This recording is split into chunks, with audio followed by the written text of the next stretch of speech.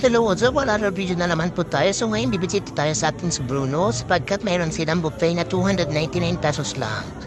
Yan, so ganito po yung itsura niya. Yan, meron tayong mga patis. Kompleto na rin yung kanyang mga pangpalasa. May soy, may calamansi, may sili, may demo, may pepino with water, may 2 types of juice, may init na sabaw, may rice, at saka may yellow rice pero nare-refill pa lang nila. May lechon, may barbecue, may mga kinds of pork din siya, sisig, yan, may pork chop, dinakdakan, at saka meron din buttered chicken, fried chicken, buttered chicken tomato, tsaka fried chicken na spicy, at saka especially yung ating seafood. Meron din silang mga appetizer tulad yan.